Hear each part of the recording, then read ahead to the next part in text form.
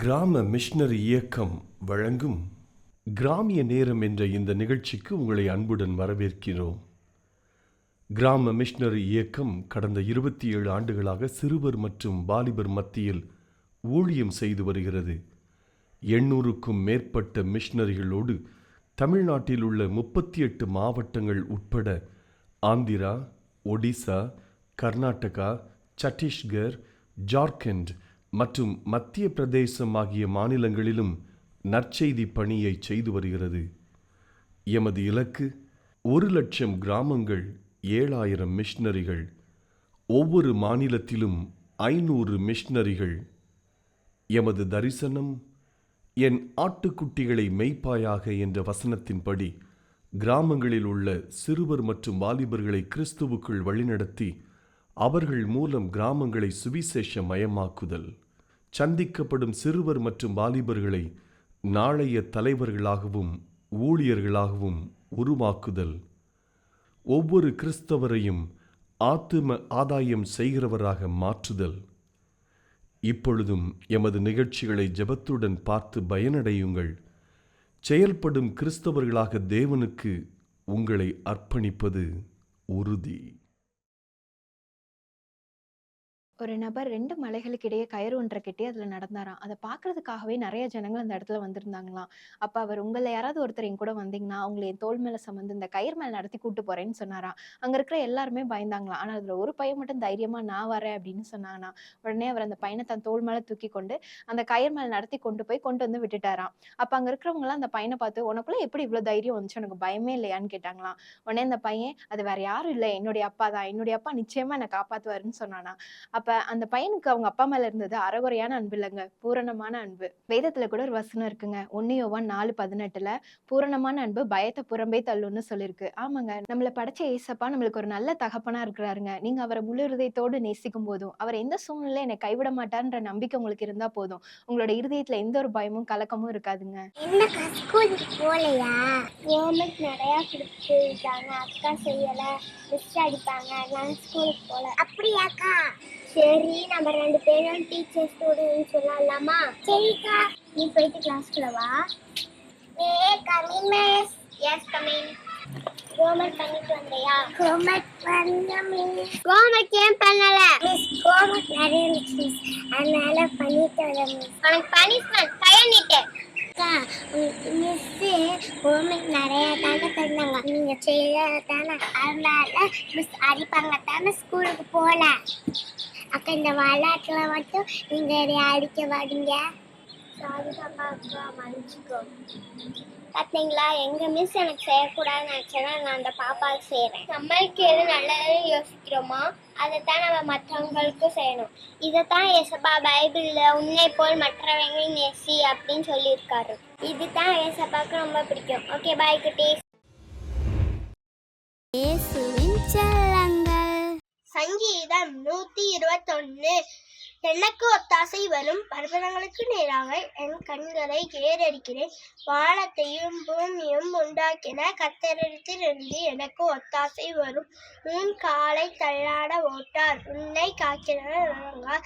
இதோ இஸ்ரவேலை காக்கிறவர் உறங்குவதும் இல்லை, தூங்குவதும் இல்லை. கர்த்தர் உன்னை காக்கின்றார். கர்த்தர் உன் வலது பக்கத்திலே உனக்கு நிழலாயிருக்கிறார். பகலிலே வெயிலாயிலும் இரவிலே உளவாயிலும் உன்னை சேதப்படுத்துவது இல்லை. கர்த்தர் உன்னை எல்லா தீங்குக்கும் விலக்கி காப்பார். அவர் உன் ஆத்துமாவை காப்பார். கர்த்தர் உன் போக்கையும் உன் படத்தையும் இருமுதல் கொண்டு என்றென்னைக்கும் காப்பார். என் கண்மலையும் என் மீட்பருமாகிய கர்த்தாவே, என் வாயின் வார்த்தைகளும் என் இருதயத்தின் தியானமும் உமது சமூகத்தில் பிரீதியாயிருப்பதாக. தேங்க்யூ.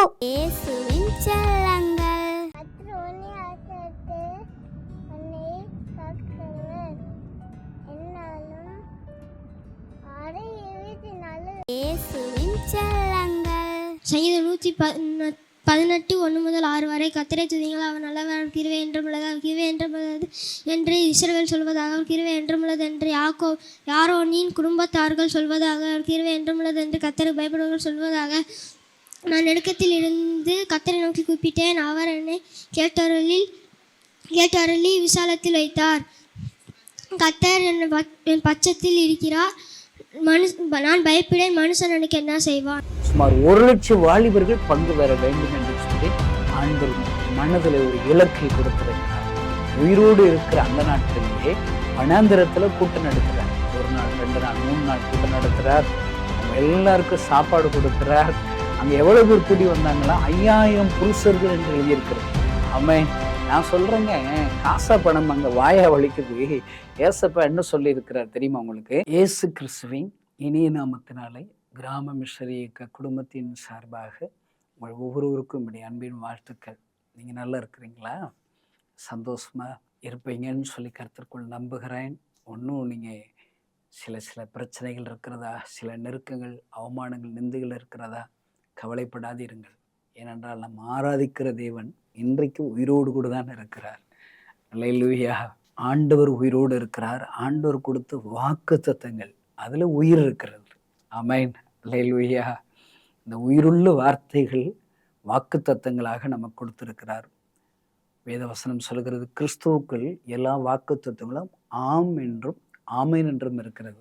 அல்லேலூயா. அந்த வாக்குத்தத்தங்களை சொல்லி நாம் ஜெபிக்கும் போது அந்த வாக்குத்தத்தத்தின்படியே ஆண்டவர் அற்புதங்களை செய்வார். ஆமென். பாருங்க, உங்கள் துக்கம் சந்தோஷமாக மாறும். அந்த வாக்குத்தத்தம் உண்மையாகவே அந்த வாக்குத்தத்தத்தை மனசுல வச்சு என்னுடைய துக்கங்கள் எல்லாம் வேத வசனத்தின்படி சந்தோஷமாக மாறும் என்று நீங்கள் விசுவாசிப்பீர்களால், அறிக்கையிடுவீர்களால் கட்டாயம் உங்களுக்கு இருக்கிற பிரச்சனைகள், துக்கங்கள் எல்லாம் சந்தோஷம் மாறிவிடும். ஆமென். அல்லேலூயா. ஆண்டவர் நம்மிடத்தில் எதிர்பார்க்கிறதெல்லாம் அவர் மேலே நம்பிக்கை, அவருடைய வார்த்தைகள் மேலே நம்பிக்கை, விசுவாசம் வைக்கணும். அப்போ அது அப்படி தான் நடக்கும். இப்போ 1 + 1 2 அப்படி சொல்கிறோம். இது மாறாத சூத்திரம் தான். 1 + 1 1 தான், இல்லை 1 + 1 3 ஆயிரும். இல்லைங்க, இவ்வளோதான். 10 10 20 தான். அதுக்கு மாறாதது. அதுபோல தாங்க வசனம் ஒன்று சொல்லிச்சாங்க, அது அப்படியே நடக்கும். எனக்கு ரொம்ப உற்சாகப்படுத்துகிற ஒரு வார்த்தை என்ன தெரியுமாங்க? வானமும் பூமியும் ஒளிந்து போகுமா, ஆனால் அவருடைய வார்த்தையில் உறுப்பு கூட ஒளிந்து போகாதான். அல்லேலூயா. அதனால் இப்படிப்பட்ட வாக்குத்தத்தங்களை பெற்ற நாம் இன்னும் நம்முடைய பிரச்சனைகளை நினச்சி கவலைப்படக்கூடாது, அழப்படக்கூடாது. அல்லேலூயா. நம்ம ஒரு கிறிஸ்தவனுக்கு கவலையே என்ன கவலை தெரியுமாங்க இருக்கணும்? ஆண்டோடைய ராஜ்யத்தை குறித்து கவலை இருக்கணும். ஏசப்பா என்னிடத்துல என்ன விரும்புகிறாருங்கிற கவலை இருக்கணும். ஐயோ, நான் இன்னைக்கு பரிசுத்தமாக இருக்கணுமே அப்படின்னு ஒரு கவலைப்படணும். இன்னைக்கு கொஞ்சம் பைபிள் நிறைய வாசிக்கணுங்கிறது கவலைப்படணும். இன்னைக்கு ஒருவருக்காவது இயேசுவை பற்றி நான் சொல்லணுமேன்னு கவலைப்படணும். அல்லேலூயா. ஏன்னா நமக்குரிய எல்லாவற்றையும் அவர் பார்த்து கொள்கிறார். எல்லாவற்றையும் நமக்காக ஆயத்தப்படுத்தியிருக்கிறார். இப்போ உங்கள் பிள்ளைகளுக்கு ஏதோ ஒரு வேலை இல்லைன்னு சொல்லி கலங்குறீங்களா? ஆண்டவர் வேலையை ஆயத்தப்படுத்திட்டார். உங்கள் வாழ்க்கையில் ஒரு குறைவு எப்போ வருதோ அந்த குறைவை நிறைவாக்குறதுக்கான பிளான் ரெடி, அதை அப்படியே ஆயத்தமாக படுத்திடுறார். அல்லேலூயா. இப்போ திடீர்னு சாமுவேலுக்கு ஒரு குறை வந்துடுது. சவுல் அவன் ஆண்டோடைய வார்த்தைகளை விட்டு விலகிட்டான். அப்போ ஆண்டவர் 1 சாமுவேல் 16:1 சொல்லி, நீ எந்த மட்டும் துக்கித்து அழுது கொண்டிருப்பாய். அந்த சவுலுக்காக நீ எவ்வளவு அழுதுகிட்டு இருப்ப. ஆண்டவர் சொல்றாரு, இன்னும் நீ கிளம்பி போப்பா, ஆயத்தப்பட்டு போ, அங்க இன்னொன்றை தாவீதை ஆயத்தப்படுத்தி விட்டேன் என்று சொல்லுகிறார். அருமையான தேவனுடைய பிள்ளைகளை, இன்றைக்கு என்ன குறைவு இருக்கிறதோ அந்த குறைவை நிறைவாக்கும்படி ஆண்டவர் ஆயத்தப்படுத்தி விட்டார். வேலை ஆயத்தமா இருந்துச்சு. குழந்தை பாக்கி இல்லையா? ஆண்டவர் அந்த குழந்தைக்கு பேர் வச்சு அந்த குழந்தை வளர்ந்து என்ன ஊழியம் செய்யணும்னு சொல்ற பெரிய திட்டமே ஆயத்தமாயிடுச்சு. அல்லேலூயா. உங்களுக்கு கடன் பிரச்சனைகள், இந்த வார்த்தைகளை கேட்குறீங்களா? இந்த கடனை அடைக்கிறதுக்கான பெரிய பெரிய திட்டங்கள் எல்லாம் ஆண்டவர் ஆயத்தப்படுத்தி வச்சிருக்கிறார். நீங்கள் உற்சாகத்தோடு கூட ஆண்டவர் கைகளை ஒப்பு கொடுங்க. கட்டாயம் ஆண்டவர் உங்களை ஆசீர்வதிப்பார். இப்போ கூட நான் ஆண்டோடைய வார்த்தைகளை சொல்கிறதுக்கு முன்னாடி எனக்கு ஆண்டவர் சொல்கிறபடி இந்த செய்தியை கேட்குற உங்கள்கிட்ட ஏதோ பிரச்சனைகள், நெருக்கங்கள், பலகீனங்கள், வியாதி படுக்கையில் இருக்கீங்களா? குறைச்சல் இருக்கீங்களா? கண்ணீரோடு இந்த வார்த்தைகள் கேட்குறா. உங்களுக்காக ஒரு அற்புதத்திற்காக ஜெபிச்சுட்டு ஆண்டவர் சொல்லுகிற வார்த்தைக்கு நேராக கடந்து செல்வோம். எல்லாம் இருக்கிற இடத்துல கண்களை மூடுங்க. முடிஞ்சா கைகூப்பிக்கோங்க, ஒருமனப்படுத்துங்க. வாய் நிறைய இயேசுவே எனக்கு இறங்கும். சும்மா கேளுங்க. பர்த்திமேங்கிற ஒரு குருடன் தெருவில் இருந்து தாவீதின் குமாரனே இரக்கம் செய்யும் என்று அழுகிறான். அவனுக்கு ஆண்டவர் அற்புதம் செய்கிறார் இல்லைங்க. நீங்க இருக்கிற இடத்துல நீங்க முழங்கால் போடுங்க. இப்போ நான் உங்களுக்காக நானும் ஜெபிக்கிறேன், நீங்களும் உங்களுடைய பிரச்சனைகளை சொல்லி ஜெபிங்க. நான் சொல்றேங்க, நீங்க ஜெபிச்சு முடிச்ச இந்த மாத்திரத்துல ஆண்டவர் உங்களுக்கு அற்புதம் செய்வார். ஆமென். ஒருவேளை இன்னும் யாரோ வியாதி படுக்கையில் இருக்கீங்களா? பக்கத்துல நீங்க இருக்கிற நீங்க அவங்க மேல விசுவாசமா கையை வைங்க, வியாதிஸ்தர்கள் மேல கை வைங்க. அல்லேலூயா. இப்போ ஆண்டவர் சுகப்படுத்துவார். ஒருவேளை இங்க இருந்துட்டு உங்க தூர இடத்துல இருக்கிற உங்க பிள்ளைகளுக்காக கவலையோடு இருக்கீங்களா? அவங்கள நினைச்சு அவங்க பேர்களை சொல்லி ஜெபம் பண்ணுங்க. ஆண்டவர் இப்போ அற்புதம் செய்வார். ஜெபிக்கலாமா? அல்லேலூயா. ஜெபிக்கலாங்கிறத கேள்வியோடு அற்புதத்தை நம்ம வாங்கலாமா? அற்புதத்தை இப்போ பெற்றுக்கொள்ளலாமா? எல்லாரும் ஜெபிக்கலாம்.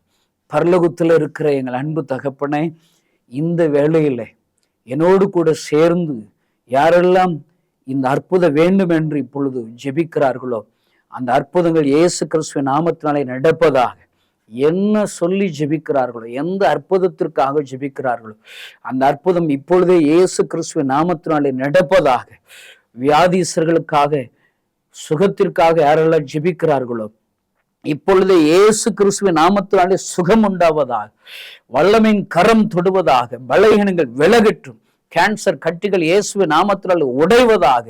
உச்சந்தலையிலிருந்து உள்ளங்கால்கள் வரை எல்லா பலவீனங்கள் விலகட்டும் ஆண்டவரே. சோல்டர் பெயின்கள் இயேசுவின் நாமத்தினால் விலகட்டும். முட்டி வலிகள் இயேசு கிறிஸ்துவின் நாமத்தினாலே விலகட்டும். முதுகு பகுதியில் இருக்கிற எல்லா பலவீனங்களும் இயேசு கிறிஸ்துவின் நாமத்தினாலே விலகுவதாக. அற்புத சுகம் உண்டாவதா. வயிற்றில் இருக்கிற எல்லா பலவீனங்கள், வயிற்று வியாதிகள் எல்லாம் இயேசுவின் நாமத்தில் விலகட்டும். தொண்டை பகுதிகளில், நாக்கு பகுதிகளில் ஆண்டவரே, இன்னும் தலைவலிகள்ல கஷ்டப்படுகிற ஒவ்வொருவருக்காக நான் ஜெபிக்கிறேன் அப்பா. இயேசு கிறிஸ்துவின் நாமத்தினால இப்பொழுதே சுகம் உண்டாவதாக. இப்பொழுதே வல்லமை இறங்கட்டும் ஆண்டவரே. குழந்தை பாக்கியத்திற்காக என்னோடு கூட சேர்ந்து ஜெபிக்கிற ஒவ்வொருவருக்காக நான் ஜெபிக்கிறேன் ஆண்டவரே. இந்த நாளில, இந்த வேளையில ஜெபத்தை கேட்கிற தேவன், ஜெபத்திற்கு பதில் கொடுக்கிற தேவன். குழந்தை பாக்கியம் இயேசு கிறிஸ்துவின் நாமத்தினாலே உண்டாவதாக. வேலைக்காக எனக்கு ஒரு வேலை வேணும், என் பிள்ளைகளுக்கு வேலை வேண்டும் என்று ஜெபிக்கிற ஒவ்வொருவருக்காக ஜெபிக்கிறேன் ஆண்டவரே. வேலை வாய்ப்புகளை திறந்தெழுவீர், அதற்கேற்ற வழிகள் திறக்கப்படுவதாக. நீண்ட நாள் காத்திருந்து ஜெபிக்கிற அந்த வேலை இயேசு கிறிஸ்துவின் நாமத்தினாலே வருவதாக. அல்லேலூயா, அல்லேலூயா. பிள்ளைகள் படிப்புகளை பொறுப்படுத்திக் கொள்வீராக. படிக்கிற ஞானத்தை தருவீராக. திருமண காரியத்திலே கர்த்தர் ஒரு அற்புதம் செய்வீராக. ஜெபிக்கிற ஒவ்வொருவருக்கும் அற்புதம், ஜெபிக்கிற ஒவ்வொருவரையும் தொடுவீராக. இயேசு கிறிஸ்துவின் நாமத்தினாலே கடன் பிரச்சனைகள் விலகட்டும் அப்பா. புதிய வழிகள் இயேசுவின் நாமத்தினால் திறக்கப்படுவதாக. ஆண்டவரே, என்னோடு கூட சேர்ந்து ஊழியக்காரர்களுக்காக ஜெபிக்கிற, ஐயோ ஆத்தும அறுவடை இல்லை, என் சபை இன்னும் வளரலையேன்னு சொல்லி என்னோடு கூட சேர்ந்து ஜெபிக்கிற ஒவ்வொருடைய ஜெபத்தை கேட்டு அந்த திருச்சபை ஊழியத்தை ஆசீர்வதியும், அந்த ஊழியத்தை ஆசீர்வதியும். ஆத்தும அறுவடையை தருவீராக, வல்லமையாக எடுத்து பயன்படுத்துவீராக. குடிக்கு அடிமையா இருக்கிற பிள்ளைகளுக்காக ஜெபிக்கிற, தாயார்களுக்காக ஜெபிக்கிற, அவருடைய ஜெபத்தை கேட்டு குடியின் பிடியில் இருக்கிற பிள்ளைகளை விடுதலையாக்குவீராக. ஹல்லேலூயா. ஆண்டவரை, குடிக்கிற கணவர்கள், ஆண்டவரை, குடும்பத்தில் உள்ள ஒவ்வொருவரும், ஏதோ ஒரு பாவத்திலே கட்டப்பட்டு இருக்கிறவர்கள் ஒவ்வொருவரும் இயேசு கிறிஸ்துவின் நாமத்தினாலே விடுதலை ஆவார்களாக. ஆண்டவர், ரட்சிப்பு இயேசுவின் நாமத்தினால் இந்த குடும்பத்திற்கு வருவதாக. என்னோடு கூட சேர்ந்து ஜெபிக்கிற ஒவ்வொருவருக்கும் அற்புதம். அவர்கள் என்னோடு கூட சேர்ந்து ஜெபிக்கும் போது என்ன ஜெப குறிப்புகளை சொல்லி ஜெபிக்கிறார்களோ அந்த அற்புதம் இப்பொழுது நடப்பதாக இயேசுவின் நாமத்தினாலே ஆசீர்வதிக்கிறேன். உம்முடைய வல்லமை இறங்குகிறதற்காக ஸ்தோத்திரம். ஆண்டவரே, ஜெபிக்கிற ஒவ்வொருடைய ஜெபத்தை கேட்டு பதில் கொடுக்கிறதற்காக ஸ்தோத்திரம். அற்புதத்தை நீர் செய்து விட்டபடி அவங்க ஸ்தோத்திரம். அநேகர சாட்சிகளை எழுப்பப்படுறதுக்காக ஸ்தோத்திரம். இயேசுவின் நாமத்தினால் பிதாவே, ஆமென். அல்லேலூயா. பார்த்தீங்களா, சொன்ன ஜெபந்தாங்க. நீங்க கவலைப்பட்டு அழுதுகிட்டே இருக்கிறத விட, கவலைப்படுற நேரத்துல ஏசப்பாட்ட போய் நீங்க வாட்டுக்கு ஒரு நிமிஷமோ 2 நிமிஷமோ ஆண்டவரிடத்துல முழங்கால் போட்டு அழுங்க. உங்களுக்குங்க பைபிள் தெரியாதா? எசேக்கியான்னு ஒருத்தர் இருக்கிறார், தீர்க்கதரிசி. வீட்டுக்கு வந்து ஆண்டவர் வார்த்தையை சொல்லி விடுறார், உன் வீட்டு காரியத்துல ஒழுங்குபடுத்திக்கோ, உனக்கு சாவு வரப்போதுன்னு சொல்றார். பாருங்க, நாமெல்லாம் இப்படி சொன்னா ஃபியூ டேஸ் ஒழுங்குபடுத்துறதுக்கு ஒழுங்குபடுத்திக்கப்பா, இன்னும் கொஞ்ச நாள் தான் ஆண்டவர் எசேக்கியா சொல்றாரு. அதே இடத்துல நாம இருந்திருந்தோம்னா ஃபியூ மினிட்ஸில் அம்மா நான் சாக போறேன்னு பயத்திலேயே செத்து போயிடுவோம் பாருங்க. பயப்படக்கூடாது. அவருக்கு அழுக தெரிகிறது எசேக்கியாவிற்கு, அவருக்கு ஜெபிக்க தெரிகிறது. போய் சுவர் பக்கமா திரும்பி ஒரு நிமிஷம் ஜெபம் பண்றார். ஜெபத்தை கேட்டு 15 வருடங்கள் கூட்டி கொடுக்கிறார் ஆசீர்வாதம். எத்தனை அற்புதமான ஆண்டவர் ஐயா!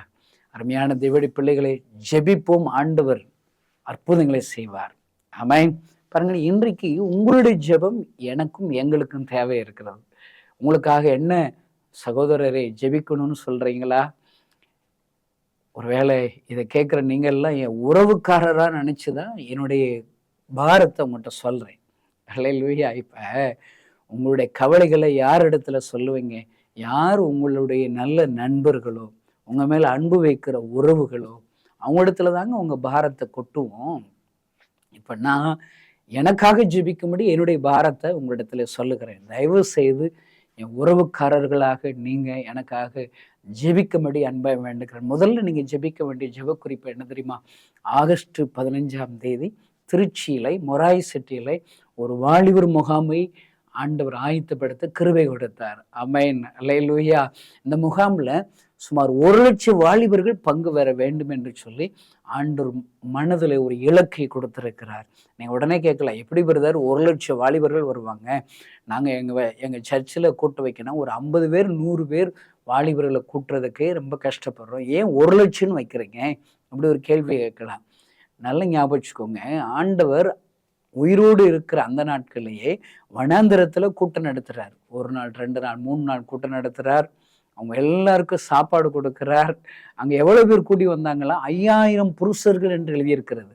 அவங்க ஒய்ஃப் கணக்கு பாருங்க, அவங்க பிள்ளைகள் கணக்கு பாருங்க. ஆயிரக்கணக்கான ஜனங்கள் வனாந்திரத்துல வர்றாங்க. அங்க மைக் செட்டு கிடையாது, லைட்டிங் கிடையாது, ஃபேன் கிடையாது, வீடியோ கிடையாது, எதுவுமே கிடையாதுங்க. ஆண்டவர் அவ்வளோ வனாந்தரத்தில் அற்புதமாக ஆண்டவருடைய வார்த்தைகளை சொல்லும்படி கூட்டங்களை ஆயத்தப்படுத்துகிறார். பாருங்க, 21 நூற்றாண்டுகளுக்கு பின்பா இருக்கிற நாம 1,00,000 கம்மிங்க. என்ன கேட்டீங்கன்னா 1,00,000 பத்தாது. நம்ம அடுத்த வருஷம் கேம்ப்னா ஒரு 5,00,000 பேர் கூட்டணும்னு சொல்ல போறோம். ஆமென். நான் சொல்றேங்க, காசா பணம் அங்க வாயா வலிக்குது. ஏசப்பா என்ன சொல்லி இருக்கிறார் தெரியுமா உங்களுக்கு? என் நாமத்தினாலே நீங்கள் எதை கேட்டாலும் அதை நான் செய்வேன். ஆமென். நம்ம கேட்க வேண்டியதானங்க, வாயா வலிக்க போது. நம்ம எல்லாரும் ஜெபிக்கணும். முதல்ல ஜெபிக்கிறதுக்கு ஒரு தைரியம் வேணுங்க. இப்ப பேதுரு கடல் மீது நடந்து வருகிற இயேசுவை பார்க்குறான். அவங்களோடு கூட சேர்ந்து சீசர்களும் தான் பார்க்குறாங்க. அப்ப எல்லாரும் 11 பேர் சும்மா தான் இருக்கிறான். ஆனா ஒருத்த மட்டும் ஆசை எப்படி வருது பாருங்க, நானும் கடல்ல நடக்கணும். இந்த செய்தி கேட்கிற கிறிஸ்தவ நண்பர்களை, உங்களுக்கு ஆண்டவருடைய நாம மகிமைக்காக ஜெபிக்கணும், இந்த அற்புதத்தை நான் பெறணும்னு ஒரு இலக்கு இருக்கணுங்க, ஆசை இருக்கணுங்க, ஆசை இருக்கணும். இன்னைக்கு இருக்கிற நிறைய பேர்கள் சும்மா சர்ச்சுக்கு போனா போதும், என்னத்தையோ ஒரு பிரசங்கம் கேட்டா போதும், என்னத்தையோ ஒரு 2 பாட்டை படிச்சா போதும், கொஞ்ச நேரம் அந்நிய பாஷை பேசினா போதும், வீட்டுக்கு வந்து கறி மீன் முட்டையும் சாப்பிட்டு தின்னுட்டு தூங்கிட வேண்டியதான். நிறைய பேர் இப்படிதான் இருக்கிறோம். இதுக்காக தாங்க உங்களையும் என்னையும் அழைச்சிருக்கிறாரு. நாம அவரோட பைபிள்ல இயேசுவை நம்ம ஃபாலோ பண்றோம். இயேசு கிறிஸ்து என்னெல்லாம் அற்புதம் செஞ்சாரோ அதே அற்புதங்கள் என்னை கொண்டு செய்யுங்க ஆண்டவரே, எனக்கு செய்யுங்க ஆண்டவரேன்னு சொல்லி நம்ம கேட்கணுங்க. அதுல தாங்க ஒரு சந்தோஷம் இருக்குது. இப்ப ஏசப்பா உங்க கூட இருக்காரா அப்படின்னு அவங்ககிட்ட கேட்கறேன், நீங்க என்ன சொல்லுவீங்க? ஆம்பரதா இருக்காரு அப்படின்னு. சரி, இருந்து என்ன பிரயோஜனம்? இருந்து என்ன பிரயோஜனம்? நீங்க சொல்லுவீங்க, நான் என் கூட ஏசப்பா இருக்கிறதுனால என் கடன் பிரச்சனை தீர்ந்துச்சு, நான் நல்லா படிக்க வச்சாரு, எனக்கு நல்ல வேலை கொடுத்தாரு, கார் கொடுத்தாரு, பங்களா கொடுத்தாரு, இதெல்லாம் சொல்லுவீங்க. ரைட்டு, உங்க கூட ஏசப்பா இருந்து உங்க ஜெபத்தை கேட்டு இவ்வளவு உங்களுக்கு ஆசை வச்சிருக்காருல, அதோடு நிற்கிறதல்ல கிறிஸ்தவ வாழ்க்கை. இந்த ஏசப்பாவை மற்றவர்களுக்கு நீங்க சொல்லி கொடுக்கணும். எனக்கு இந்த அற்புதம் செய்தாரு, உனக்கும் செய்வா நீங்க சொல்லணும். அல்லேலூயா. என்னை பொறுத்தளவுக்குங்க, இயேசு கிறிஸ்து எனக்கு, என் குடும்பத்துக்கு, என் பிள்ளைகளுக்கு இன்னெல்லாம் அற்புதம் செய்தான்னு சொல்றவங்கெல்லாம் அற கிறிஸ்தவர்கள். அல்லேலூயா. என்னை கொண்டு மற்றவர்களுக்கு என்ன செய்தார்? நான் பிரசங்கம் பண்ணேன், நீதியால் உள்ளம் திறந்தது. நான் ஜெபித்தேன், ஒரு குருடன் பார்வை அடைந்தான். நான் ஜெபித்த போது பிசாசின் படியில் உள்ள ஒருவர் விடுதலை ஆக்கினார்கள். இப்படி சொல்றீங்க பாருங்க, அன்றைக்கு தாங்க முழு கிறிஸ்தவனா நீங்க மாறுறீங்க. ஆமென், அல்லேலூயா. நல்லா ஞாபகம், என்ன ஒரு கிறிஸ்தவ வாழ்க்கைங்க. அல்லேலூயா. பைபிள்ல இருக்கிற ஒரு வசனம், கர்த்தர் நல்லவர் என்பதை ருசித்து பாருங்கள். நான் உங்கள்கிட்ட கேட்குறேங்க, உங்க கூட இருக்கிற ஏசப்பா யாருன்னு உங்களுக்கு தெரியுமாங்க? அவரை ருசி பார்த்துருக்கீங்களாங்க? டேஸ்ட் பண்ணியிருக்கீங்களா? அனுபவிக்கிறீங்களாங்க? எத்தனை அன்பையா, எத்தனை விதமான அன்பையா. அந்த அன்புள்ள ஆண்டவர் எனக்கும் அற்புதம் செய்கிறார், என்னை கொண்டும் அற்புதம் செய்கிறார். ஆமென், அல்லேலூயா. அருமையான தேவனுடைய பிள்ளைகளை, அந்த ஆண்டவர்கிட்ட நிறைய கேட்கணும். நாங்க கேட்குறோம், 1,00,000 வாலிபர்களை எங்களுக்கு தாங்க ஏசப்பான்னு சொல்லி கேட்குறோம். தயவு செய்து இந்த ஜெப குறிப்புகளுக்காக நீங்க ஜெபிங்களேன். 1,00,000 வாலிபர்களை கூட்டுறது எவ்வளோ கஷ்டங்க. 38 டிஸ்ட்ரிக்ட்லையும் எங்களுடைய தமிழ்நாட்டில் இருக்கிற மிஷனரிகளை கொண்டு ஒரு 3000 கிராமங்களில் ஊழியம் செய்கிறோம். அந்த 3000 கிராமங்களில் இருக்கிற நாங்கள் சந்திக்கிற ஆத்துமாக்கள், சிறுபிள்ளையிலிருந்து அவங்களை வழி நடத்துகிறோம். சிலர் வாலிபர்களாக இருக்கிறார்கள். அப்படிப்பட்ட வாலிபர்களை தான் இந்த முகாமுக்கு அழைச்சிட்டு வரோம். ஒரு கிராமத்தில் ஒரு வாலிபன் இருப்பான், இல்லை 2 வாலிபன் இருப்பான், இல்லை 5 பேர் இருப்பான். அந்த ஒரு வாலிபனை எப்பா திருச்சிக்கு வந்திருப்பான்னு சொன்னால் எப்படி வருவான்? இப்போ நான் விருதுநகர் பக்கத்தில் ஒரு கிராமம், புள்ளலக்கோட்டைன்னு ஒரு கிராமத்தில் இருக்கிறேன். நான் திருச்சியில் இருக்கிற மொராய் செட்டி வாலிபர் முகாமுக்கு பங்கு வரணும்னு நினைக்கிறேன். நானாக பிரயாணம் பட்டால் எங்கள் கிராமத்துலேருந்து விருதுநகருக்கு ஒரு நாளைக்கு ஒரு 5 வாட்டி தான் பஸ் இருக்குது, மினி பஸ் இருக்குது. அந்த பஸ் டைம் பார்த்து விருதுநகர் போகணும். விருதுநகர்லேருந்து விருதுநகர் பஸ் ஸ்டாண்டில் எல்லாம் மதுரை அடுத்து பஸ் ஏறி போனால மதுரை சிட்டி பஸ்னால் வராது. அப்போ அந்த பழைய பஸ் ஸ்டாண்டுன்னு சொல்லி மதுரைகள் போகிற ஒரு இன்னொரு பஸ் ஸ்டாண்டுக்கு போகணும். அதுக்கு ஒரு 1/2 மணி நேரம் 1 மணி நேரம் ஆயிரும். என் கிராமத்துலேருந்து விருதுநகர் போகிறதுக்கு 1 மணி நேரம் ஆயிரும். அடுத்து என்ன செய்யணும்? மதுரை மாட்டுத்தாவணி போய் மாட்டுத்தாவணிலேருந்து திருச்சி போகணும். திருச்சியில் இறங்கி மொராய் சிட்டிக்கு இன்னொரு பஸ் ஏறி அங்கே போய் சேரணும். கிட்டத்தட்ட எவ்வளவு நேரம் ஆகுதுங்க? நான் காலையில் கிளம்புனேன்னா கட்டாயம் அங்கே வர்றது கூட மீட்டிங்கை முடிஞ்சிருங்க. அதனால தான் நாங்கள் திட்டம் எடுக்கிறோம், ஒரு வாலிபனும் மிஸ் ஆகக்கூடாது. ஹல்லேலூயா. அவங்களுக்கெல்லாம் வேன்கள், பஸ்கள் ஒழுங்கு செய்கிறோம். கொஞ்சம் காஸ்ட்லி தாங்க. நிறைய பேர் சொல்லலாம், ஏன்பா இப்படி அரசியல் மாநாடு மாதிரி காசு வச்சு ஆட்களை திரட்டேன்னு சொல்லலாம். இல்லைங்க, வாழ்க்கையை மாற்றும் ஒரு டேர்னிங் பாயிண்ட் கிடைக்குங்க. இந்த கேட்கிற அருமையான பெற்றோர்களை, உங்கள் பிள்ளைகளை கட்டாயம் இந்த முகாமுக்கு அனுப்பி வைங்க. உங்கள் பிள்ளைகள் மாத்திரமல்ல, உங்கள் தெருவில் இருக்கிற வாலிப பிள்ளைகள் அவங்க பெற்றோர்கிட்ட கேட்டு இந்த முகாமுக்கு அனுப்பி வச்சு அவன் பிள்ளைகளுடைய வாழ்க்கை மாறும். அவன் பாவத்துக்கு அடிமையாக மாட்டான். ஒருவேளை அடிமையாக இருந்தாலும் ஆண்டவர் விடுதலை ஆக்குவார். போத வசலுக்கு ஆண்டவர் விடுதலை ஆக்குவார். ஆண்டவர் ரட்சிப்பார். உன் பிள்ளையை அநேகருக்கு ஆசீர்வாதமான பேரை பெருமைப்படுத்துவார், மாற்றுவார் என்று சொல்லி உங்கள் தெருவில் இருக்கிற வாலிபர்களை நீங்கள் அழைச்சிட்டு வர்றதுக்கு நீங்கள் பிளான் போடணும். ஒருவேளை நீங்கள் போகிற சர்ச்சு பாஸ்டர்கிட்ட சொல்லி, இது எங்கள் ஊழியத்துக்கு இது ஒரு சபை ஊழியம் கிடையாது, அங்கே இருக்கிற வாலிபர்களையும் நீங்கள் அழைச்சிட்டு வாங்க பாஸ்டர், நான் இந்த நம்ம சர்ச்சு வாலிபர்களை இந்த முகாமுக்கு அழைச்சிட்டு வர்றதுக்கு நான் பண உதவி செய்கிறேன், நான் வேன் ஒழுங்கு செய்கிறேன், அனுப்பி வைங்கன்னு சொல்லணும். உங்கள் உறவுக்காரங்க, உங்கள் சித்தப்பா, பெரியப்பா, தாய் மாமா, 1 விட்ட அண்ணன், 2 விட்ட அண்ணன், எல்லாம் கொழுந்தன், சகல, சின்ன மாமியார், பெரிய மாமியார், மச்சான், இவங்க வீட்டில் இருக்கிற பிள்ளைகள்ல இருக்கிற வாலிபர்கள்லாம் நீங்கள் கூப்பிடணும். நீங்கள் கொஞ்சம் வேலை பார்க்கணுங்க. எழுப்புதல் சும்மா வராதுங்க. நம்ம ஆயத்தமாகணுங்க, நம்ம பிரயாசப்படணும், மெனக்கெடணுங்க, மெனக்கெடணும். அவங்களெல்லாம் கூப்பிட்டு இந்த முகாமுக்கு வரணும். 1,00,000 வாலிபர்கள் வரணுங்க. அந்த வந்த வாலிபர்கள் எல்லாரும் ஆண்டவர் ரட்சிக்கப்படும்படி ஜெபிக்கணும். அவங்க எல்லாம் பரிசுத்தாவுடைய அபிஷேகத்தால் நிரப்பும்படி ஜெபிக்கணும். அவங்க முழு நேர ஊழியராகவோ, என்னை பொறுத்தளவுக்கு பைபிளில் முழு நேர ஊழியர், பகுதி நேர பிரிவினை கிடையாது. எல்லாரும் ஊழியம் செய்யணும். ஒவ்வொரு கிறிஸ்தவனும் ஆத்துமாதாயம் செய்யணும். இந்த வாலிபர் முகாமுக்கு பேர் என்ன தெரியுமா வச்சிருக்கிறோம்? எழுப்புதல் வாலிபர் முகாம். இந்த 1,00,000 வாலிபர்களும் முழு நேர ஊழியராகவோ, பகுதி நேர ஊழியராகவோ, அவங்க ஆண்டவருக்காக மரிக்கிறவரை ஊழியம் செய்யணுங்க. அல்லேலூயா. அதற்காக நீங்க ஜெபிக்கணும். அதிகாரிகள் கண்களில் தயவு கிடைக்க செய்யும்படி ஜெபிக்கணும்.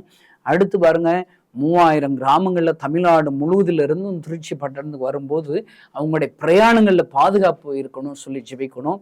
அந்த மீட்டிங் நடக்கிற இடத்துல ரொம்ப வெயில் ஆயிடக்கூடாது. ஏன்னா சாயங்காலம் 3 மணிக்கு மீட்டிங் ஆரம்பிக்கிறோம்.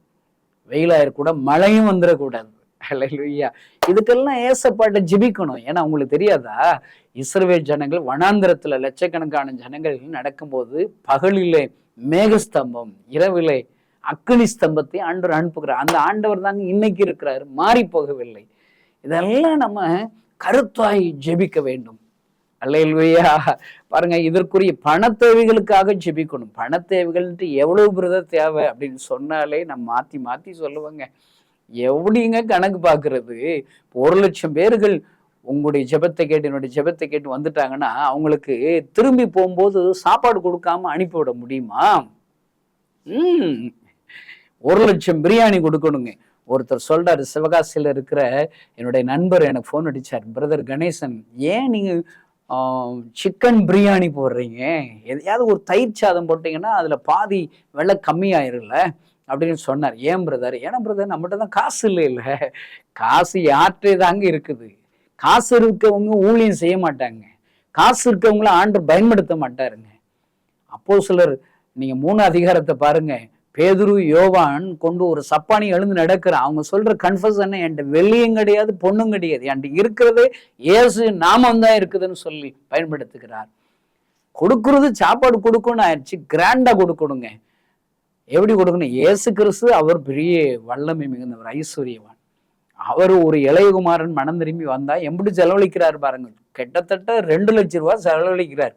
உயர்ந்த ட்ரெஸ் கொடுக்கிறார், மோதிரம் கொடுக்கிறார், செப்பல் போடுறார், கொளுத்த கண்ணுக்குட்டி அடிச்சு கொட்டுக்காரங்க மேலதாளங்கள்லாம் போட்டு அங்க பெரிய ஒரு சந்தோஷம் நடக்குது. நம்மளாம் அவ்வளவு செய்ய முடியுமாங்க? இயேசு கிறிஸ்து வனாந்திரத்துல எல்லாருக்கும் போஷிக்கும் போது மீன் கொடுக்குறாருங்க. நம்ம எல்லாம் 1,00,000 பேர்களுக்கு மீன் எப்படிங்க கொடுக்கறது? ஏதோ எங்களால் ஆன ஒரு சிக்கன் பிரியாணி கொடுக்க போறோம். ஒரு சிக்கன் பிரியாணி 100 ரூபா ஆச்சு, அல்ல 1,00,000 சிக்கன் பிரியாணி 1 கோடி ரூபா ஆச்சுங்க. அல்லேலூயா. நம்மங்க கேட்போம். அல்லேலூயா. நீங்களும் இதற்காக ஜெபிக்கும்படித்தான் உங்களிடத்துல நான் உதவி கேட்கிறேன்.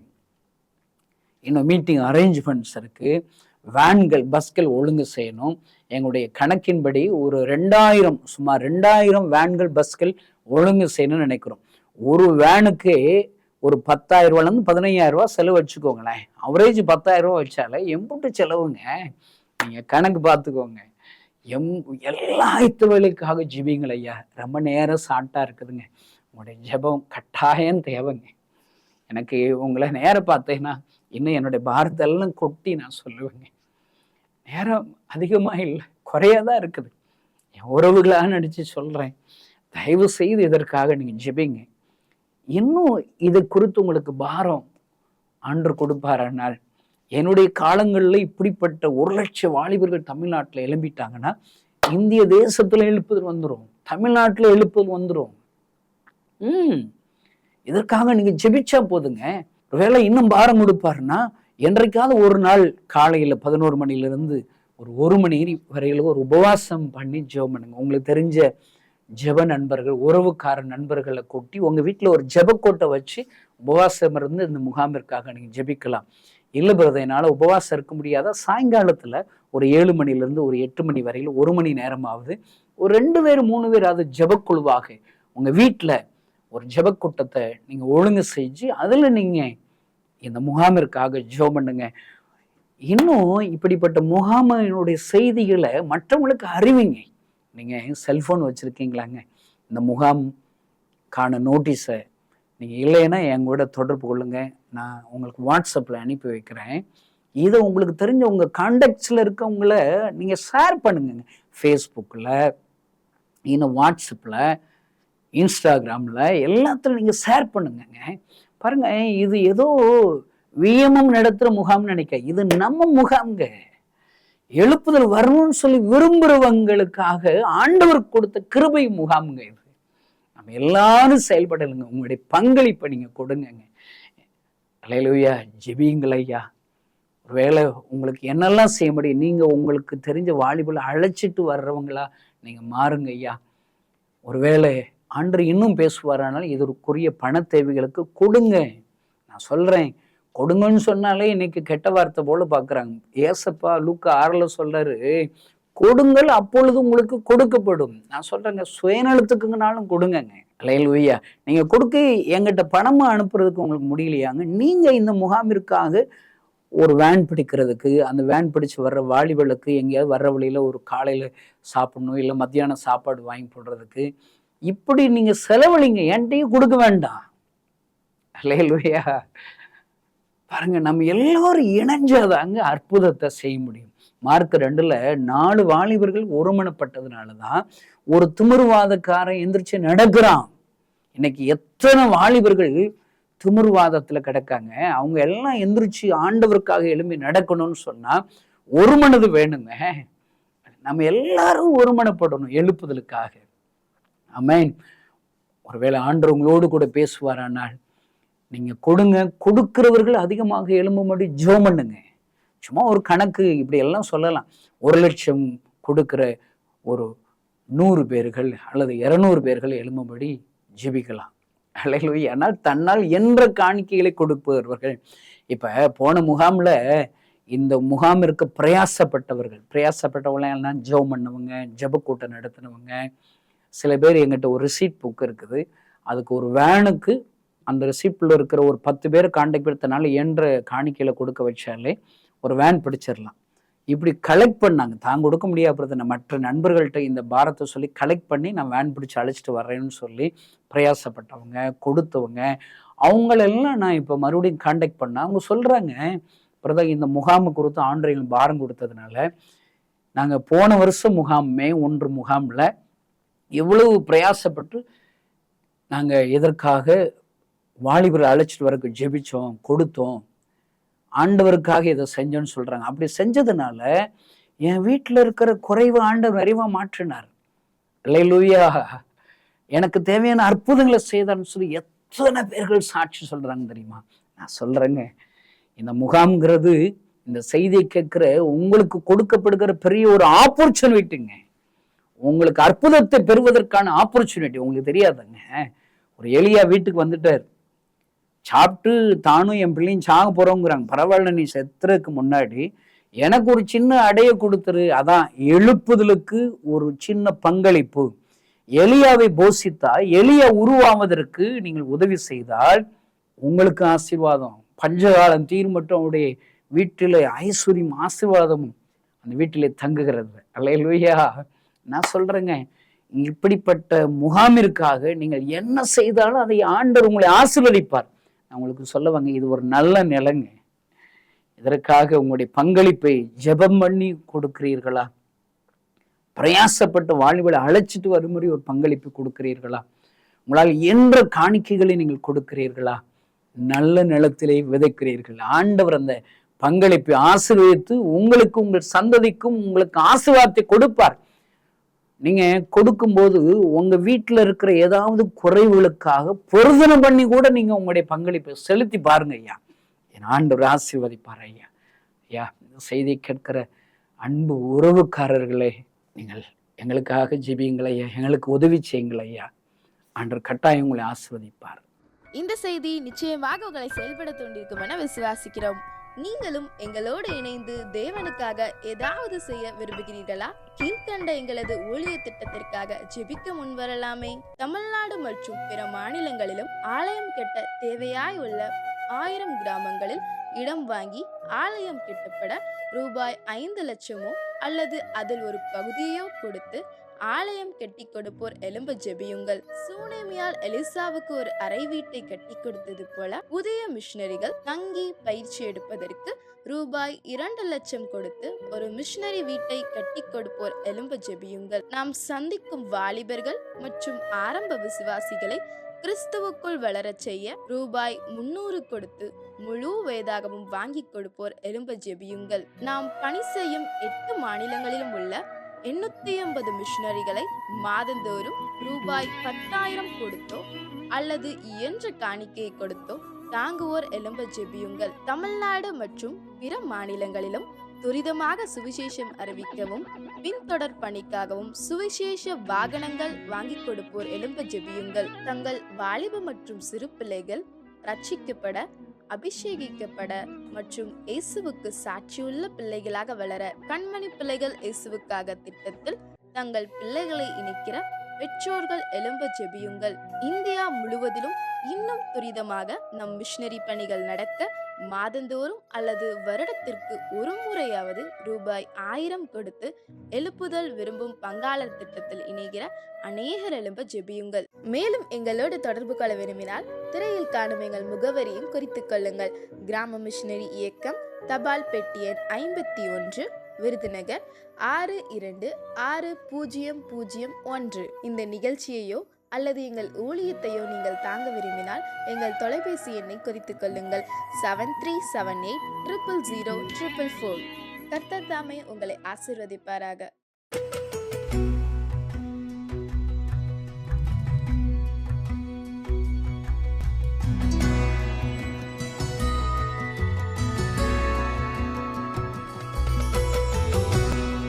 என்னுடைய பேர் குணசீலன். நான் கிறிஸ்துவ குடும்பத்தில் பிறந்து வளர்க்கப்பட்டேன். பாரம்பரிய கிறிஸ்துவத்தில் வளர்க்கப்பட்டேன். என்னோடு கூட பிறந்தவங்க 3 பேர். அந்த 3வது பேரில் கடைசியாக நான். ஆனாலும் கிறிஸ்துவுக்குள்ளாக இருந்தேன். ஆனால் கிறிஸ்துவை அறியாமல், இயேசுவின் அன்பை தெரியாமல் வாழ்ந்து கொண்டிருந்தேன். தினமும் சர்ச்சைக்கு போவேன், வேத வாசிப்பேன், ஜெபிப்பேன். ஆனாலும் என்னுடைய வாழ்க்கையில் ஒரு மாற்றங்களே காணப்படவே இல்லை. பழைய பாவங்கள், ஃப்ரெண்ட்ஸுகளோடு சேர்ந்து அடிதடி போன்ற காரியங்களில் இருந்து கொண்டிருந்தேன். ஆனாலும் என் வாழ்க்கையில் மாற்றங்கள் இல்லை. ஆனாலும் என்னுடைய அப்பா அம்மா சொல்லுவாங்க, இவங்களோட நீ சேராத, போகாத அப்படிம்பாங்க. இல்லை, அவங்க தான் எனக்கு எல்லாமே அப்படி சொல்லி அவங்களோட பின்னாகவே போய் கொண்டிருப்பேன். ஆனாலும் இயேசுவை தேடுவேன், ஜெபத்திற்கு போவேன், ஆலயத்திற்கு போவேன். என்னுடைய வாழ்க்கையில் நிறைய கோபங்கள், எரிச்சல்கள் போன்ற காரியங்கள் நிறைய காணப்பட்டது. ஆனால் வாழ்க்கையில் ஒரு திருப்புமுனையை பார்க்க முடியவில்லை. ஒரு நாள் கன்னியாகுமரியில் ஒரு மீட்டிங் 12 ஒரு ப்ரேயர் வைத்திருந்தாங்க. அந்த ப்ரேயருக்கு எங்கள் பக்கத்து ஊர்லேருந்து ஒரு சில அண்ணன்மார்கள் அந்த ப்ரேயருக்கு போயிருந்தாங்க. அப்போ போகும்போது என்னையும் கூப்பிட்டாங்க. நமக்கு ஆலயம், ஜெபம் அந்த மாதிரிலாம் பிடிக்காது. அதெல்லாம் நமக்கு ஒரு கசப்பாக தோன்றுச்சு. ஆனால் என் வாழ்க்கையில் அன்றைக்கு ஒரு விருப்பம், ஒரு வாஞ்சை வந்தது. இந்த மீட்டிங்கு நம்ம போகலாமே அப்படின்னு சொல்லி அந்த டோலோர் ப்ரேயர் கன்னியாகுமரியில் வைத்து நடத்திருந்தாங்க. மோகன் சிலாசரன் அவங்க வைத்து நடத்திருந்தாங்க. அந்த மீட்டிங்கு நான் போகும்போது என்ன அறியாமலே பரிசுத்த ஆவியானவர் வின்சன் ஜெபத்தில் நடத்தும்போது பரிசுத்த ஆவியானவர் எனக்குள்ளே நிரப்பி உங்களெல்லாம் ஆண்டவர் வல்லமையாக பயன்படுத்துவார், நீங்கள் அநேகர்களுக்கு பயன்படுத்துவார் அப்படின்னு சொல்லி. ஆனால் என்னுடைய வாழ்க்கையில் எல்லாம் ஒரு பயனற்றதாக கிடந்தது. என்னுடைய வாழ்க்கையில் ஒரு துன்மார்க்கமான காரியமாக இருந்தது. இயேசு நம்மளெல்லாம் பயன்படுத்துவாரா, நம்ம வாழ்க்கையெல்லாம் ஒரு மாற்றங்கள் கொண்டு வர முடியுமா அப்படின்னு சொல்லி என்னுடைய வாழ்க்கையில் ஒரு தாழ்வு மனப்பான்மை போன்ற காரியங்கள் இருந்தது. ஆனாலும் இயேசுவை விடவில்லை. அவருடைய அன்பு எனக்குள்ளே ஊற்றப்பட்டதினால் அன்று எனக்குள்ளே ஒரு தெளிவான ஒரு எண்ணங்கள், தெளிவான ஒரு வார்த்தைகள் வந்தது. இன்னும் இயேசுவுக்காக ஏதாவது செய்யணும் அப்படி சொல்லி நாங்கள் தீர்மானம் பண்ணினேன். தீர்மானம் பண்ணிவிட்டு கடந்து நான் வந்துவிட்டேன். ஆனால் தீர்மானத்தை என்னால் நினைவிக்க முடியவில்லை. மறுபடியும் பழைய பாவங்கள், பழைய காரியங்கள், பழைய துன்மார்க்கமான காரியங்களை நான் செய்து கொண்டே இருந்தேன். ஆனாலும் இயேசு என்னை விடவே இல்லை. ஆனால் எங்கள் அப்பா அம்மா சொல்லுவாங்க, நீ பைபிள் படி, ஜெபம் பண்ணு அப்படி சொல்லுவாங்க. அவங்க சொல்லும்போது என் வாழ்க்கையில் அது ஒரு கசப்பு போல் தெரிந்தது. எப்போ பார்த்தாலும் பைபிள் படி, ஜெபம் பண்ணி சொல்கிறீங்களே, நீங்கள் இதை படித்து இயேசுவை தேடி என் வாழ்க்கையில் என்ன மாற்றங்கள் வந்தது? என் சுபாவம் மாறலை, என் பேச்சு மாறலை, எதுவுமே மாறலை. நான் இயேசுவை தேடி என்ன அப்படின்னு சொல்லி. ஆனாலும் இயேசு என்னை விடவே இல்லை. ஆலயத்தில் நான் ஜெபித்து கொண்டிருக்கும்போது என் உடம்பில் ஒரு வியாதி வந்தது. அந்த வியாதி தொடர்ந்து ஒரு வருடமாய் என்னை பலவிதமான பாடு. இந்த வியாதி ஃபேண்ட் போட்டால் ஒட்டிக்கிறோம், சட்டை போட்டால் ஒட்டிக்கிறோம், பல துர்நாற்றங்கள் போன்று பக்கத்தில் யாருமே வர முடியாது. ஆனால் இயேசு என் பக்கத்தில் வந்து உன்னை சுகப்படுத்துவேன், நான் இந்த வியாதியை நான் சுகப்படுத்தினேன், நீ எனக்காக என்ன செய்வாய் அப்படிங்கும்போது நான் இயேசுக்குள்ளே நீங்கள் என்ன சொல்கிறீங்களோ நான் அதை செய்வேன் ஏசப்பா அப்படின்னு சொல்லி நான் அவர்கிட்ட அர்ப்பணித்தேன். ஆனாலும் என் வியாதியை அவர் சுகமாக்கினார். நான் அவர் சொன்னது போல் அவர் என்னை சுகமாக்கினார், பரிபூர்ண விடுதலை கொடுத்தார். ஆனால் எனக்குள்ள ஒரு மாற்றங்கள் இல்லை. இது நம்ம மாத்திரை போட்டதுனால் சுகமாயிட்டு அப்படி சொல்லி இயேசுவை மறந்து விட்டேன். ஆனாலும் அவர் என்னை விடவே இல்லை. வேலைக்காக படித்து எல்லாம் முடித்து விட்டு வேலைக்காக மும்பை பட்டணத்தில் போயிருக்கும்போது கிறிஸ்மஸ் நாட்களில் ஒரு சர்ச்சில் ஒரு ஓரத்தில் நிற்கும்போது இப்போ எல்லாரும் ஒரு வாக்குத்தத்தம் எடுப்பாங்க, சரி நம்மளும் போவோம் அப்படின்னு சொல்லி நம்ம ஆசீர்வதிப்பார், நல்லா வைப்பார் சொல்லி அந்த வாக்குத்தத்தம் எடுக்க போகும்போது அப்போ ஆண்டவர் பேசுகிறார், நான் உன்னை பேர் சொல்லி அழைத்து அறிந்திருக்கிறேன், நீ என்னுடையவன் அப்படி சொல்லும்போது அந்த இடத்துல நான் உடைக்கப்பட்டேன். ஏசப்பா நான் துன்மார்க்கமாய் வாழ்ந்தவன், துன்மார்க்கமான காரியத்தை செய்தவன், என்ன நீங்கள் பேர் சொல்லி அழைத்திருந்திருக்கிறீங்களா, ஏன்னா என்னையும் நீங்கள் பேர் சொல்லி அழைப்பீங்களா அப்படி சொல்லி எனக்கு ஒரு நம்பிக்கை வந்ததுனால அன்று ஏசப்பட சொன்னேன், நீங்கள் என்ன சொல்ல போகிறீங்க, என்ன செய்ய போகிறீங்க அப்படி சொல்லி நான் அவர்கிட்ட அர்ப்பணித்தேன். ஆனாலும் இயேசு நீ என் ஊழியத்தை செய்யவா, என் ராஜ்யத்தின் காரியத்திற்காக நீ செய்யவா அப்படி சொல்லும்போது, இல்லை ஏசப்பா நான் வர முடியாது, என்னுடைய காரியமே நிறைய தோல்வியாக இருக்கிறது, நான் எப்படி உங்கள் ஊழியத்தை நான் செய்ய போகிறேன் அப்படி சொல்லி ஏசப்பாவோட நான் போராடி கொண்டு இருக்கும்போது அவர் சொன்னார், நீ எனக்காக வா, நான் உனக்காக செய்வேன் அப்படி சொல்லி ஏசப்பாவோடு அந்த மும்பை பட்டத்தில் கன்ஃபார்ம் பண்ணேன். வாரம் ஏசப்பா உடன்படிக்கை பண்ணேன்.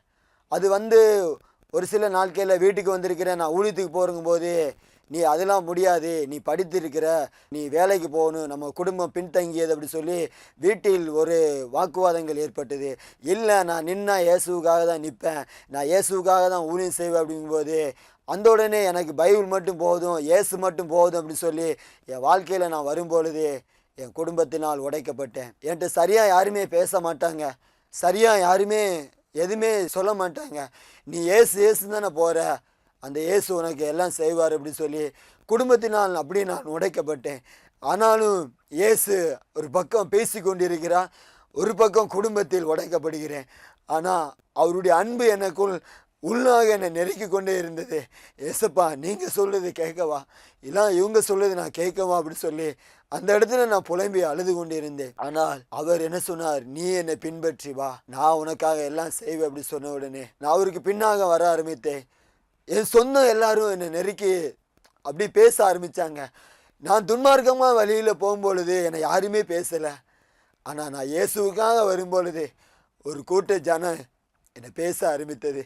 யாருமே பேச மாட்டேங்காங்கப்பா, யாருமே என்கிட்ட அன்பு காட்ட மாட்டேங்காங்கப்பா அப்படி சொல்லி நான் ஏசப்பட்ட இருக்கும்போது, நான் உன் மேலே ஒரு நினைவாக இருக்கிறேன் தம்பி, நான் உன்னை நேசிக்கிறேன் தம்பி, நான் உனக்காக எல்லாம் செய்வேன் தம்பி அப்படி சொல்லி அவர் என்னோடு பேசுகிறது நான் உணர்ந்தேன். அந்த உடனே இயேசுவே இப்படிப்பட்ட சூழ்நிலை இருக்கிறது, என் குடும்பத்தில் நான் ரொம்ப கஷ்டப்பட்டேன், அடுத்த வேலைக்கு சாப்பாடுக்கு நான் என்ன செய்யுது, நீர் ஒரு பக்கம் ஊழியத்திற்கு என்னை கூப்பிடுறீங்களே அப்படி நான் ஆண்டவர்கிட்ட விண்ணப்பம் பண்ணும்போது அவர் நீ எனக்கு வேணும், நான் ஒன்று கொண்டு நான் செய்ய போகிறேன் அப்படி சொல்லி அவர் என்னோடு பேசி கொண்டு இருக்கும் பொழுது இயேசுவை நேசிப்பதா குடும்பத்தை நேசிப்பதா என்று சொல்லி எனக்கு தெரியவில்லை.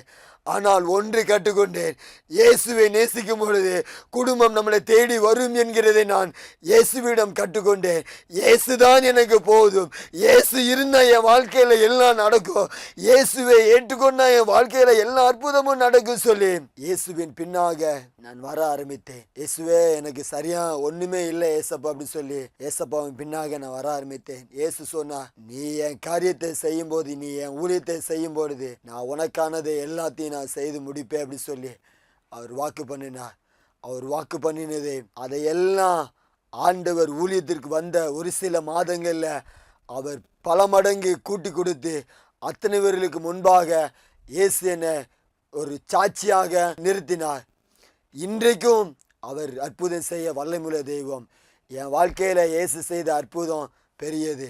ஏன்னா அவர் சொல்லி முடியாது எண்ணி முடியாத அற்புதத்தையும் என் வாழ்க்கையில் செய்திருக்கிறார். என் வாழ்க்கையில் என்னெல்லாம் இல்லாமல் இருந்தனோ அதெல்லாம் ஏசப்பா எனக்கு தந்திருக்கிறார். 20 வருடமாக என் வீடு கட்டப்படாமல் இருந்தது. அந்த 20 வருடத்தையும் நான் ஊழியத்துக்கு வந்த ஒரு சில வருடத்தில் ஆண்டவர் ஒரு வீடுக்கு பதிலாக 2 வீடு கட்டி கொடுத்து ஆண்டவர் என்னை அற்புதமாக அதிசயமாக நடத்தி கொடுத்தார். ஏன்னா இயேசுவுக்காக எதையும் செய்ய நம்ம முன் வரும்போது, அவருக்காக அவருடைய ராஜ்யத்தின் காரியத்திற்காக நீங்கள் செயல்படும் போது அவர் நமக்காக எல்லாவற்றையும் செய்ய அவர் வல்லமையுள்ள தேவனாக இருக்கிறார். இந்த நேரத்தில் நீங்களும் பார்க்கலாம், இந்த சாட்சியை நீங்கள் பார்க்கலாம். உங்கள் வாழ்க்கையில் எதுவும் அற்புதம் இல்லையா, எதுவும் அதிசயம் இல்லையா, நான் இயேசுவை கும்பிட்டு பார்த்தேன் எதுவுமே இல்லையா, இயேசுவுக்காக நீங்கள் செயல்படுங்க. இயேசுவுக்காக நீங்கள் ஒரு காரியத்தை செய்யும்போது ஆண்டவர் சொல்லிக்கிறார், ஒரு கலசம் தண்ணி கொடுத்தாலும் அது பலனை நீங்கள் பெறுவீர்கள் என்று சொல்லியிருக்கிறார். நீங்கள் இயேசுக்காக செயல்படும் போது உங்கள் வாழ்க்கையில் ஒரு பெரிய ஒரு திருப்புமுனையை அவர் கட்டளையிடுவார். இந்த ஊழியத்திற்கு வந்தது நிமித்தம் நானும் எங்கள் குடும்பங்களும் குடும்பத்தில் எல்லாரும் ஏளனமாய் பேசினவங்க எல்லாரும் இன்றைக்கி ஒரு அன்பாகவும் ஒரு ஐக்கியமாகவும் ஆண்டவர் இணைக்க பண்ணியிருக்கிறார். இந்த சாட்சிதாமே தேவன் ஆசீர்வதிப்பாராக. ஆமென்.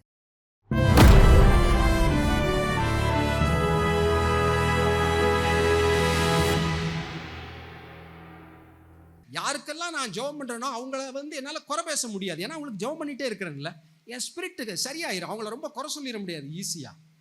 ஆனால் யாரை பற்றி குறை பேசுகிறேனோ அவங்களுக்காக நான் ஜெபிக்க முடியாமல் போய்விடும் என்று சொல்லுகிறார். அவர் சொல்லக்கூடிய அந்த வார்த்தையுடைய ப்ராக்டிக்கல் இம்ப்ளிகேஷன் என்ன? எனக்கு பிடிக்காத 10 பேர் இருக்கிறாங்க, 20 பேர் இருக்கிறாங்க, 200 பேர் இருக்கட்டும், அந்த 10 பேரோ 20 பேரோ அந்த பேரை எழுதி வைக்க வேண்டும். டெய்லி ஜெபிக்க வேண்டியதான். என்ன ஜெபிக்கணும்? உன் சத்துருக்களை என்ன செய்யுங்க? ஆசீர்வதிங்க, அவங்களுக்காக ஜெபிங்க அப்படிலாம் ஆண்டவர் சொல்லியிருக்கிறாரு. அதை ட்ரை பண்ண வேண்டியதுதான். என் வாழ்க்கையில் எனக்கு நீங்கள் ரொம்ப நோகடிச்சிருக்கீங்க, உங்களை அப்படிலாம் ஆசீர்வதிச்சனால டக்குன்னு ஜெபம் பண்ணிட முடியாது. ஆனால் முயற்சி எடுக்கும்போது, அதற்கென்று நேரம் செலவழிக்கும் போது, பரிசுத்த ஆவியானவர் உதவி செய்ய கொஞ்சம் கொஞ்சமாக உண்மையாக ஜெபிக்க முடியும். ஆண்டவரே அந்த சகோதரனை ஆசீர்வதிச்சிருங்க, பரவாயில்ல எனக்கு இப்படி பண்ணாரு, பரவாயில்ல ஆசீர்வதிச்சிருங்க. அது முடியும், கொஞ்சம் கொஞ்சமாக முடியும்.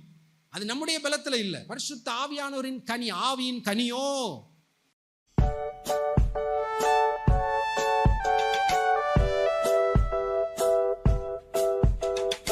சுத்தமாகனா நம்ம என்ன செய்வோம்? குளிப்போம். அதே மாதிரி நம்ம பாவம் சுத்தமாகனா என்ன செய்வோம்? அதை பற்றி ஒரு பாட்டு கேட்கலாமா?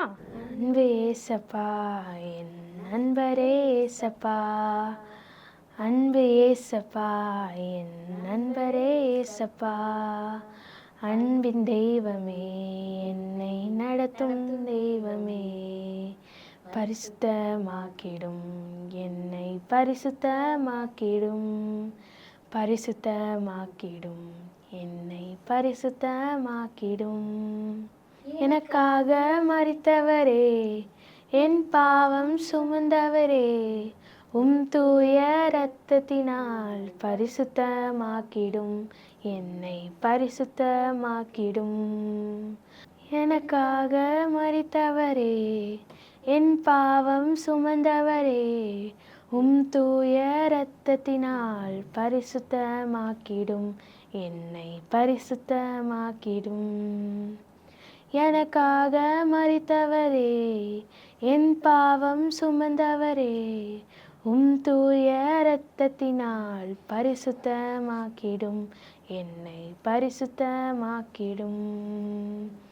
அல்லேலூயா, அல்லேலூயா, அல்லேலூயா, அல்லேலூயா, அல்லேலூயா, அல்லேலூயா, அல்லேலூயா, அல்லேலூயா. இந்த பாட்டுக்கான ஆக்ஷன் கற்றுக்கலாமா? அன்பு ஏசப்பா என் அன்பரே ஏசப்பா, அன்பு ஏசப்பா என் அன்பரே ஏசப்பா, அன்பின் தெய்வமே என்னை நடத்தும் தெய்வமே, அன்பின் தெய்வமே என்னை நடத்தும் தெய்வமே, பரிசுத்தமாக்கிடும் என்னை பரிசுத்தமாக்கிடும், பரிசுத்தமாக்கிடும் என்னை பரிசுத்தமாக்கிடும். எனக்காக மரித்தவரே, என் பாவம் சுமந்தவரே, தூய இரத்தத்தினால் பரிசுத்தமாக்கிடும் என்னை பரிசுத்தமாக்கிடும், பரிசுத்தமாக்கிடும் என்னை பரிசுத்தமாக்கிடும். அல்லேலூயா, அல்லேலூயா, அல்லேலூயா, அல்லேலூயா.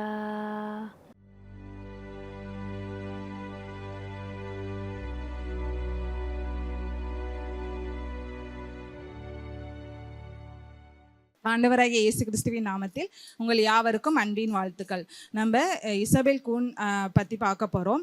அவங்க கனடா நாட்டை சேர்ந்தவங்க. அவங்க என்ன பண்ணாங்க, ஒரு வசதியான குடும்பத்தில் பிறந்தவங்க. வசதியான குடும்பத்தில் இருக்கும்போது அவங்க டான்ஸ்னால் அவங்களுக்கு ரொம்ப பிடிக்கும். அப்போ கிளப்புக்கு டெய்லியும் போய் டான்ஸ் ஆடிட்டு வருவாங்க. டான்ஸ் ஆடிட்டு வீட்டுக்கு வரும்போது ஒரு சோர்வான நிலையில் வருவாங்க. இப்படி டெய்லி அவங்க போயிட்டு வீட்டில் பார்த்திங்கன்னா ரொம்ப சோர்வடைஞ்ச நிலையில் இருப்பாங்க. அப்படி இருக்கும்போது அவங்க வாழ்க்கையை வெறுத்த சூழ்நிலையில் காணப்பட்டாங்க. மனசெல்லாம் ரொம்ப பாரமாக ஒரு இறுக்கமான வாசல்லாம் இருந்துச்சு. அப்போ அவங்க என்ன பண்ணுறது அப்படின்னு சொல்லிட்டு யோசிச்சுட்டு இருக்கையில் நம்ம தற்கொலை பண்ணிக்கலாமா அப்படின்னு சொல்லிட்டு அதிகமாக யோசிச்சுட்டு இருந்தாங்க. அப்போ அவங்க நம்ம வீட்டுக்கே இன்றைக்கி போகக்கூடாது அப்படிலாம் யோசிப்பாங்களாம். அவங்க பார்த்திங்கன்னா தன்னை அறியாமல் வீட்டுக்கு வந்துடுவாங்களாம். வீட்டுக்கு வந்துட்டு அப்போ ஒவ்வொரு நாளும் தூக்கமே வராதான். நமக்கு ஏன் தூக்கம் வர மாட்டேங்குது, நம்ம மனசு ஏன் இவ்வளோ கடினமாக இருக்குது, இவ்வளோ கஷ்டமாக இருக்குது அப்படின்னு யோசிச்சுட்டே இருப்பாங்களாம். அப்படி யோசிச்சுட்டே இருக்கல ஒரு நாள் என்ன பண்ணாங்களாம், செல்ஃபில் பார்த்தீங்கன்னா ஒரு தூசி அடைந்த பைபிள் இருந்துச்சான். அப்போ அவங்க அப்படியே பார்த்துட்டே இருக்கையில அந்த தூசி அடைந்த பைபிள் இதை எடுத்து நம்ம படிப்போம் அப்படின்னு சொல்லிட்டு படிக்க ஆரம்பிச்சாங்களாம். படிக்க ஆரம்பிச்சுட்டே இருக்கையில அப்படியே தூங்கிடுவாங்களாம். காலைல எந்திரிச்சு பார்க்கும்போது ஐயோ நம்ம எப்படி தூங்கணும், நமக்கு தான் தூக்கமே வராதே அப்படின்னு சொல்லிட்டு ரொம்ப யோசிச்சுட்டு இருந்தாங்களாம். அப்போ யோசிச்சுட்டு இருக்கும்போது நம்ம இந்த வேதாகமத்தை படிக்கிறனால தான் நமக்கு தூக்கம் வருது அப்படின்னு சொல்லிட்டு ரொம்ப யோசிச்சாங்களாம். அப்போ வேதாகமத்தை ஒவ்வொரு நாள் என்ன பண்ணாங்களாம், நைட்டு தானே நமக்கு தூக்கம் வரல அப்படின்னு சொல்லி அதிகமாக வேதாகமத்தை எடுத்து நைட்டு படித்து தூங்க ஆரம்பிச்சாங்களாம். அப்போ இது ரெகுலராக மாறிட்டே இருந்துச்சான். அப்போ ஒரு நாள் என்ன பண்ணாங்களா, பகல்லையும் நம்ம படிப்போம் அப்படின்னு சொல்லி பகல்லையும் படிக்க ஆரம்பிச்சாங்களாம். அப்படி படிக்க ஆரம்பிக்கும் போது அவங்க வாழ்க்கையே மாறுச்சான். ஆண்டவருக்காக மிஷினரியாக அர்ப்பணித்து சீனா நாட்டுக்கு சென்று அநேக ஜனங்களை என்ன பண்ணாங்களாம், வழி நடத்தினாங்களாம். சீனா நாட்டில் கம்யூனிஸ்ட் நாடாக மாறி இருந்த போதிலும் அவங்க என்ன பண்ணாங்களாம், ஏசப்பா பற்றி சொல்லி அநேக ஜனங்களை கிறிஸ்துவுக்குள்ளாக வழி நடத்துனா மாறினாங்க. பாருங்க, இதுலேருந்து நம்ம என்ன கற்றுக்கிட்டோம் அப்படின்னா, அவங்க தூசி படிந்த வேதாகமத்தை வாசிக்கும் போது ஏசப்பா எப்படி அவங்க வாழ்க்கையை மாற்றினாங்க. இந்த தூசி படிந்த வேதாகமத்தினால தான் அவங்க வாழ்க்கையை மாறி தன்னை ஒரு மிஷினரியாக அர்ப்பணிச்சாங்க. அது போல தான் நீங்கள் வாலிப பிரயத்தில் சோர்ந்து போய் இருக்கலாம். ஐயோ என்னால் எப்படி வாழ முடியும், என்னால் இந்த பழக்கத்துலேருந்து எப்படி விடுதலை பெற முடியும், இந்த சூழ்நிலேருந்து எப்படி மாறுறது அப்படின்னு சொல்லி நீங்கள் சோர்ந்து போய் இருக்கலாம். நீங்கள் சும்மா வாச்சாதை எடுத்து வேதாகமத்தை படிங்க. ஆண்டவர் உங்க வாழ்க்கையை மாற்ற வல்லவராக இருக்கிறார். எப்படி இந்த இசபேல் கூன் தன்னை மிஷினரியாக அர்ப்பணித்தாலோ அதே போல நீங்களும் தன்னை மிஷினரியாக நீங்க வாழ்க்கையில அர்ப்பணிக்கிறவர்களா காணப்படலாம். வேதாகமத்தில் நம்ம ஒரு வசனத்தை பார்க்கிறோம், கர்த்தருடைய வேதத்தில் பிரியமாய் இருந்து இரவும் பகலும் அவருடைய வேதத்தில் தியானமாய் இருக்கிற மனுஷன் பாக்கியவான். அதுபோல நம்ம ஒவ்வொரு நாளும் கர்த்தருடைய வேதத்துல பிரியமாய் இருந்து நம்ம ஏசப்பா நம்முடைய வாழ்க்கையை முற்றும் மாற்ற வல்லவராக இருக்கிறார். ஆமென். கிறிஸ்து என்னை நம்புகிறபடி வாழ்வதுதான் ஒரு உண்மையான கிறிஸ்தவ வாழ்க்கை.